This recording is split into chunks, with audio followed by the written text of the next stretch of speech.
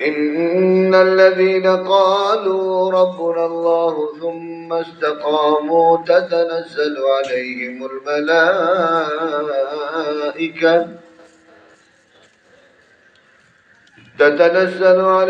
الملائكة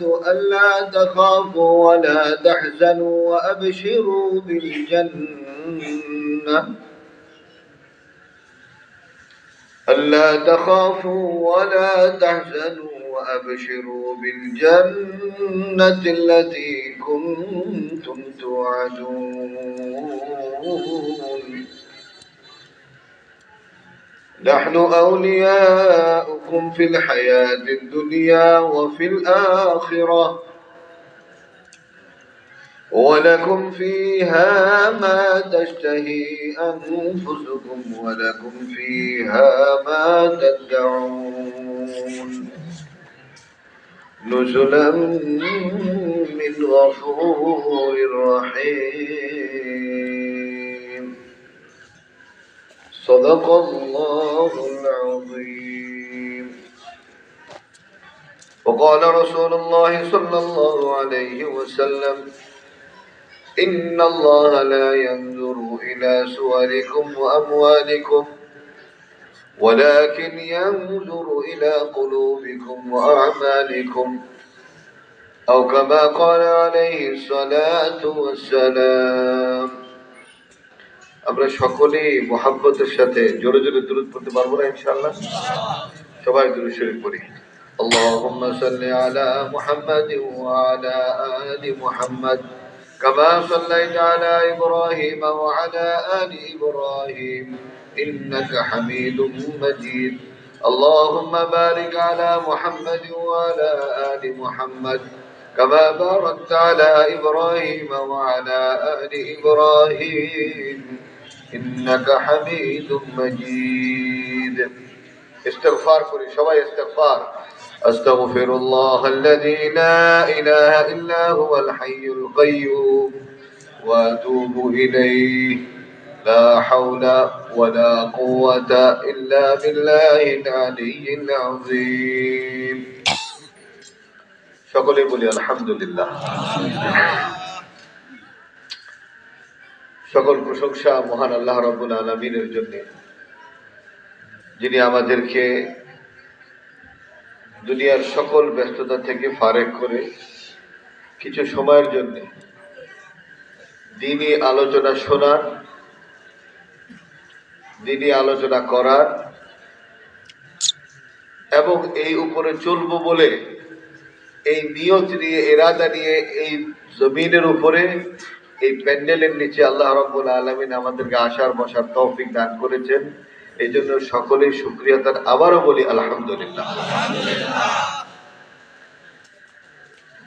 এই স্টেজ থেকে আমরা যা শুনবো, যা শুনেছি, আমাদের নিয়ত কি এই অনুযায়ী আমল করার নিয়ত আছে? কার কার নিয়ত আছে? আল্লাহ আমাদের সকলের হাতকে কবুল করুন। প্রশ্ন আসতে পারে, হাত কবুল করবে তাহলে বডিটা কবুল করবে না? প্রশ্ন আসে কিনা? হাদিসের মধ্যে আসে আল্লাহ পাক ওই হাতকে পছন্দ করেন যে হাতটা সবসময় উপরের দিকে থাকে। তো যখন এই হাদিস আমাদের উস্তাদ আমাদের সামনে বর্ণনা করলেন, তো উস্তাদ বললেন তাহলে হাতটা যদি আল্লাহ পছন্দ করেন তাহলে এই শরীরটাকে কি আল্লাহ বাদ দিয়ে দিবেন? কি বলেন, বাদ দিবে? ঠিক তদরূপ আল্লাহ আমাদের হাতকে কবুল করুন মানে আমাদেরকে আল্লাহ পাক কবুল করুন। আমিন ইয়া রাব্বাল আলামিন। আমি আপনাদেরকে একটা অনুরোধ করবো, মানবেন সবাই? আল্লাহ আমাদেরকে মানার তৌফিক দান করুন। আসলে মানার মধ্যে কামিয়াবি। কিসের মধ্যে কামিয়াবি? মানার মধ্যে। যে যত মানবে সে তত বেশি আগে বাড়বে। যে যত মানবে সে তত আগে বাড়বে। যে মানবে না সে আগে বাড়তে পারবে না। আল্লাহ আমাদেরকে মানার তৌফিক দান করুন। আজকে আমাদের মধ্যে মানার কমতি, অনেক জানি কিন্তু জাননেওয়ালার অভাব নাই। যে কোনো বিষয় জাননেওয়ালার অভাব নাই, কিন্তু মাননেওয়ালার অভাব। কিসের অভাব? মাননেওয়ালা। জানি, আমি জানি, কথা বলে জানোস না? হ্যাঁ জানি। তারপরে কেন করলি জিজ্ঞেস করলে বলে না তাহলে আমাদেরকে মানার তৌফিক দান করুন। আর মুসলমান মানেই হচ্ছে সে মানবে। মুসলমান মানে কি? মানবে, সে মেনে চলবে। প্রথমে কাকে মানবে?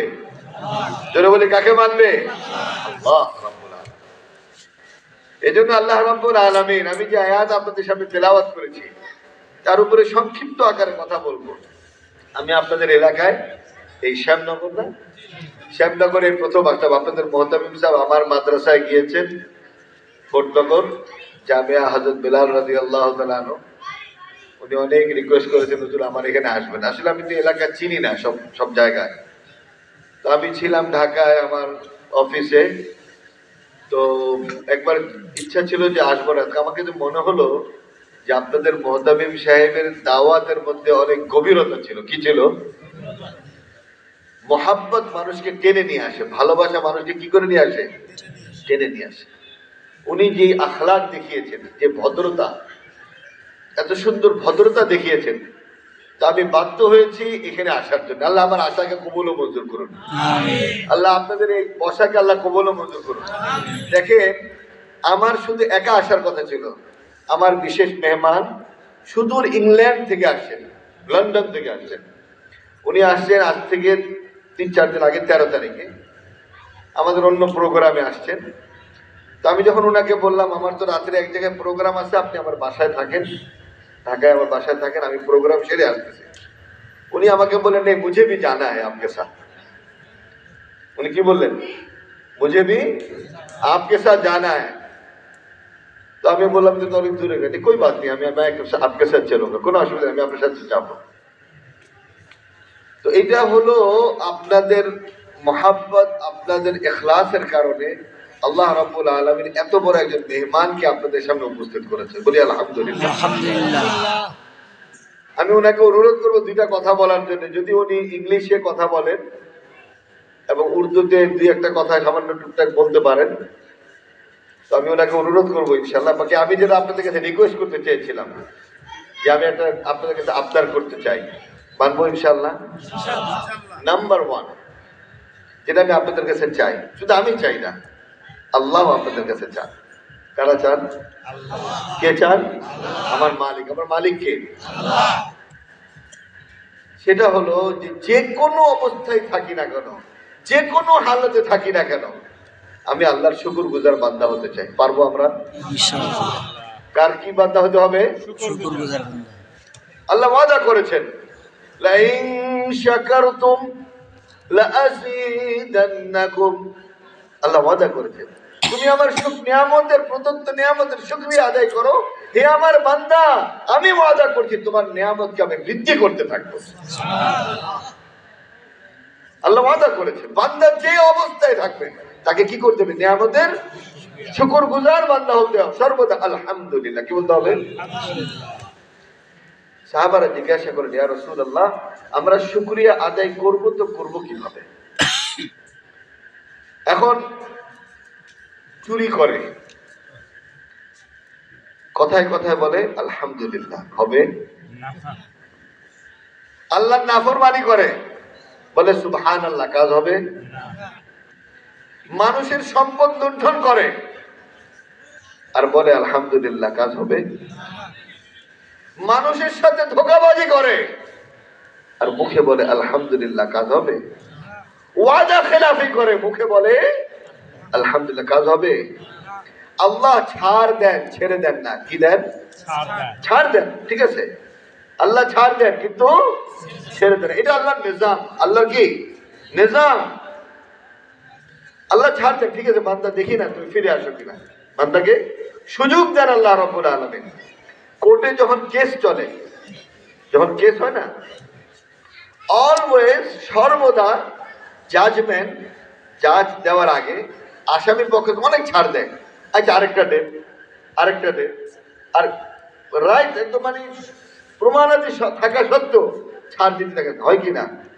এটা আল্লাহর নিজাম। যদি সে তওবা করে, যদি সে ফিরে আসে, আল্লাহ চান আমার বান্দা ফিরে আসুক, ভুল পথ থেকে ফিরে আসুক, এটা আল্লাহ চান। আল্লাহ রাসূল সাল্লাল্লাহু আলাইহি ওয়াসাল্লামের চাচা, সবচাইতে আদরের মোহাব্বতের চাচা ছিল, সেই চাচাকে কতল করেছে।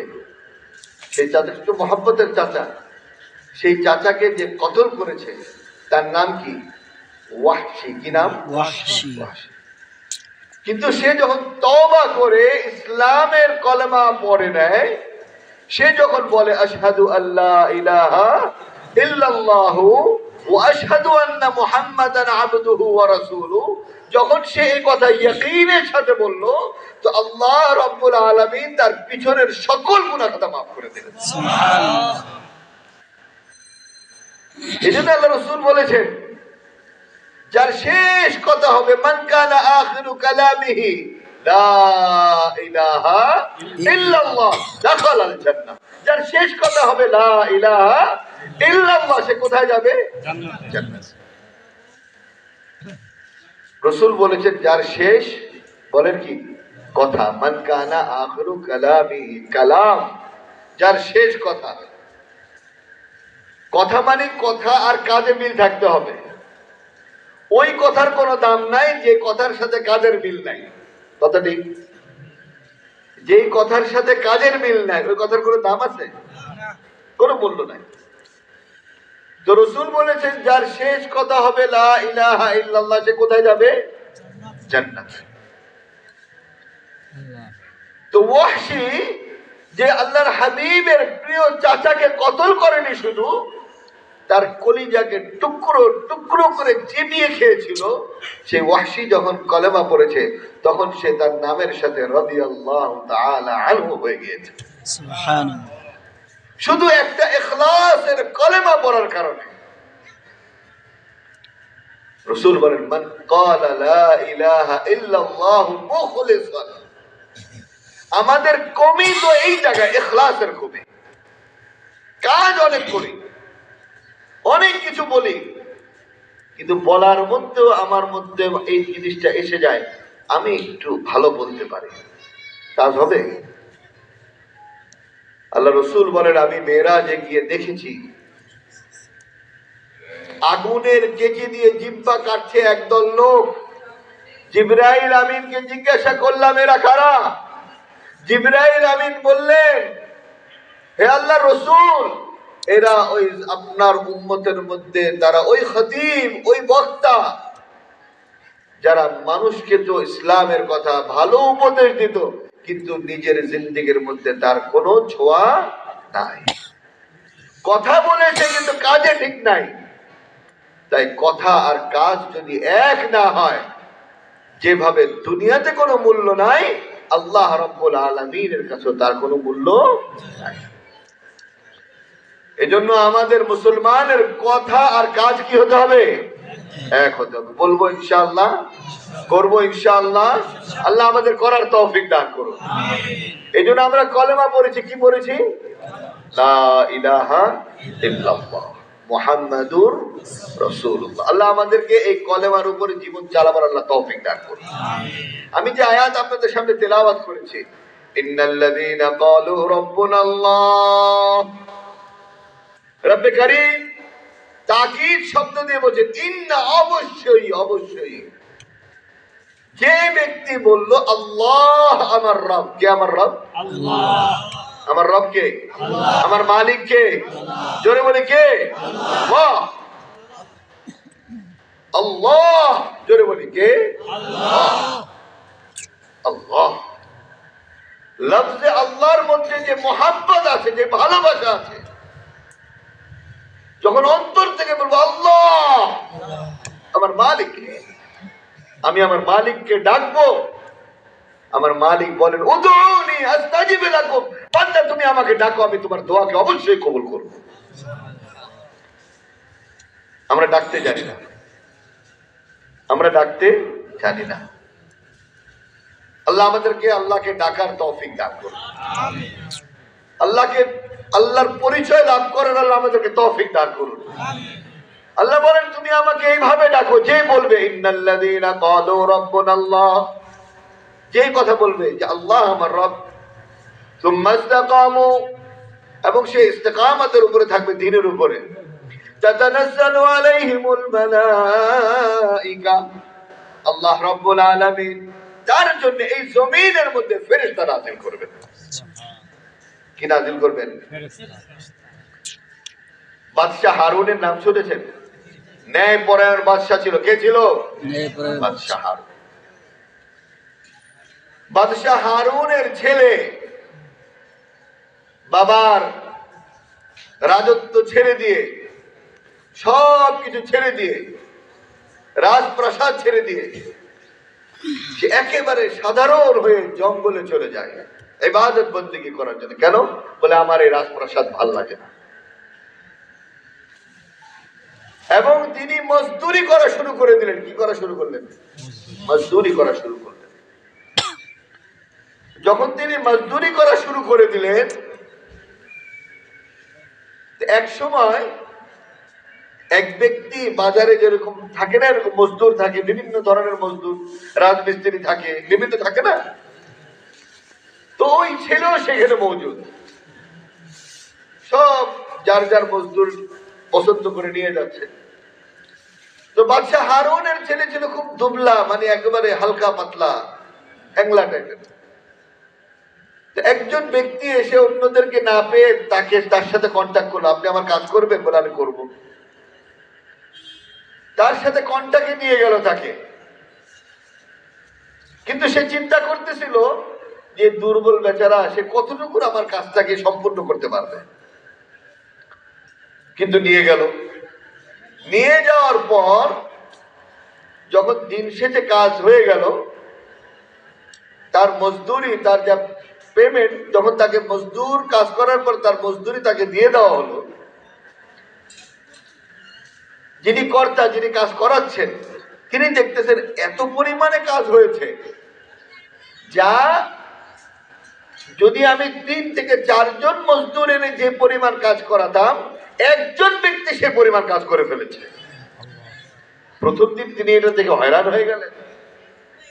দ্বিতীয় দিন আবার তিনি খুঁজতে লাগলেন ওই ব্যক্তিকে, ওই ব্যক্তি কোথায়, আমার এই মজদুর দরকার। তিনি নিয়ে আসলেন। দ্বিতীয় দিন আবার তিনি চিন্তা করেন আজকে আমি দেখবো। ফাজাইলে সাদাকাতের মধ্যে ঘটনা লেখা আছে। তাকে খুঁজতে লাগলেন তিনি। আবার তিনার সাথে কন্ট্যাক্ট করে তিনাকে আনলেন। এবার দ্বিতীয় দিন তিনি তাকে দেখা শুরু করলেন দূর থেকে। কি হয় দেখতেছেন, তিনি একটা ইটা গাঁথনির মধ্যে বসাচ্ছেন, সাথে সাথে আরো 2 থেকে 3টি ইটা একটা জায়গায় বসে যাচ্ছে। সুবহানাল্লাহ বলুন। এটা কিভাবে সম্ভব? কিভাবে সম্ভব? আল্লাহ রাব্বুল আলামিন ঘোষণা করেছেন, বান্দা তুমি যখন আমার হয়ে যাবে, তোমার সকল কাজ সম্পূর্ণ করার দায়িত্ব আমার কুদরতি হাতে নিয়েছি। তাতানাজ্জালু আলাইহিমুল মালাইকা, ফেরেশতা নাযিল করবেন আল্লাহ রাব্বুল আলামিন। ফেরেশতারা বলবে, আল্লাহ তাখাফু ওয়া লা তাহজানু ওয়া আবশিরু বিল জান্নাহ, আল্লাহ তাখাফু ওয়া লা তাহজানু ওয়া আবশিরু বিল জান্নাতি আল্লাতী কুনতুম তুআদুন। তোমার কোনো ভয় নাই, কোনো পেরেশানি নাই। তোমার সাথে যে জান্নাতের ওয়াদা করা হয়েছিল, মওতের সময় এসেছি আমরা, তুমি কোনো ভয় পেও না। আল্লাহ রাব্বুল আলামিন আমাদেরকে পাঠিয়েছেন এই সরজমিনের মধ্যে, তুমি আল্লাহর হুকুমকে মেনে চলেছো, নবীর তরিকায় জীবন যাপন করেছো, সৎভাবে জীবন যাপন করেছো, আল্লাহর বিধানকে মেনে চলেছো, সর্বদা আল্লাহর শুকরগুজার বান্দা হয়ে চলেছো। তাই আল্লাহ রাব্বুল আলামিনও তোমার সাথে সর্বদা ভালো ব্যবহার করার ওয়াদা করেছেন। তাই আল্লাহ পাক আমাদেরকে সরজমিনের মধ্যে তোমার খেদমতের জন্য পাঠিয়েছেন। সুবহানাল্লাহ। نحن أولياؤكم في الحياة الدنيا وفي الآخرة, আমরা তোমার দোস্ত হিসাবে এই জমিনের মধ্যে আসছি। দুনিয়াতেও তোমার দোস্ত হিসাবে থাকবো, আখিরাতেও তোমার দোস্ত হিসাবে থাকবো। দুনিয়াতেও তোমার বন্ধু, আখিরাতেও তোমার বন্ধু। কেন? কারণ তুমি আল্লাহর বিধানকে মেনেছো, আল্লাহর হুকুম মেনে চলেছো, নবীর তরিকায় জীবন যাপন করেছো। তাই আল্লাহ রাব্বুল আলামিনের ওয়াদা হচ্ছে আল্লাহ সর্বকাজের মধ্যে তোমাকে বরকত দান করবে। আমাদেরকে আল্লাহ পাঠিয়ে দিয়েছেন তোমার জন্য। কোরআনুল কারীমের মধ্যে আল্লাহ ওয়াদা করেন, লাহু মুআক্কিবাতুম মিন বাইনি ইয়াদাইহি ওয়া মিন খালফিহি ইয়াহফাযুনাহু মিন আমরিল্লাহ। আল্লাহর বান্দা যখন আল্লাহর বিধানকে মেনে চলতে থাকে, আল্লাহ রাব্বুল আলামিন ফেরেশতাদের মাধ্যমে বান্দার পিছনে, সামনে, ডানে, বাঁয়ে সর্বদিক থেকে বান্দাকে হেফাজত করতে থাকে। ঠিক না বলেন? আল্লাহ তাকে হেফাজত করেন। আপনি যখন ঘুমিয়ে যান, আমরা যখন ঘুমাই, তখন ঘুমার সময় আমি কি নিজের আয়ত্তের মধ্যে থাকি? কারো মুখ খোলা থাকে ঘুমের মধ্যে, কারণ আর নাকের ছিদ্রি সকলের কি খোলা, কানের ছিদ্রি সকলের খোলা। একটা পোকা মাকড়, একটা মশা ঢুকতে পারে কি পারে না? আল্লাহ প্রমাণ দেখেছেন কোরআনুল কারীমের মধ্যে। আল্লাহর শত্রু নমরুদ, এই নমরুদকে আল্লাহ ধ্বংস করে দিয়েছেন সামান্যতম একটা ল্যাংড়া মশার মাধ্যমে। ঠিক নাক দিয়ে ঢুকে গিয়ে শেষ। আমরা যখন ঘুমিয়ে যাই, আমাদের মধ্যে আমরা নিজের মধ্যে থাকতে পারি না, আমাদের আয়ত্তের মধ্যে আমরা নাই। কিন্তু আল্লাহ নেককার বান্দাদেরকে আল্লাহ রাব্বুল আলামিন তার বান্দাদের হেফাজতের দায়িত্ব দিয়েছেন।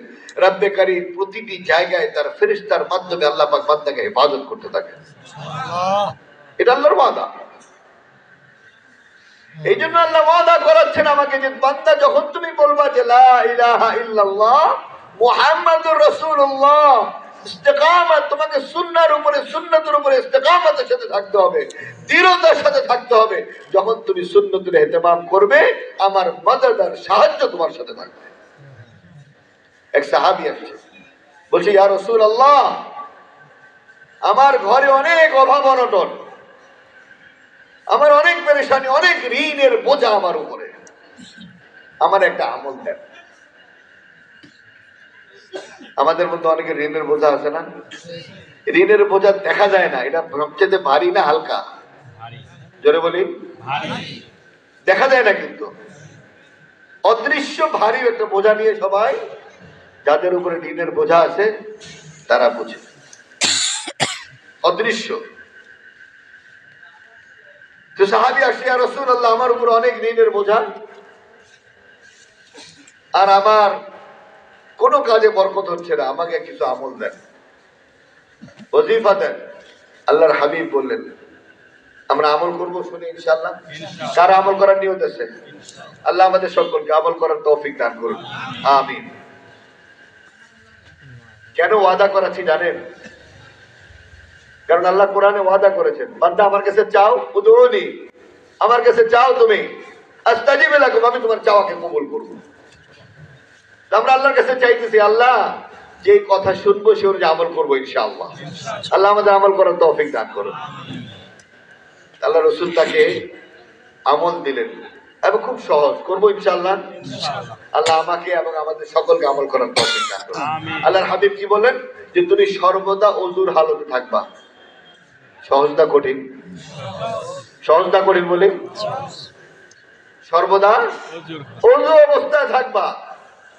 কমাস কম আমরা যদি 5 ওয়াক্ত নামাজে ওযু করি, আমার প্রয়োজন থেকে ফারেক হয়ে 5 ওয়াক্ত নামাজে আমি ওযু করি, তাহলে অ্যাটলিস্ট 24টা ঘন্টা, 24 আওয়ার্স আমি ওযু অবস্থায় থাকার সওয়াব পাবো কি পাবো না? পাবো কি পাবো না? তো আল্লাহ রাব্বুল আলামিন আমার রিজিকের মাসলা হাল করবেন কিসের মাধ্যমে? বলে কিসের মাধ্যমে? আমলের মাধ্যমে। কিসের মাধ্যমে?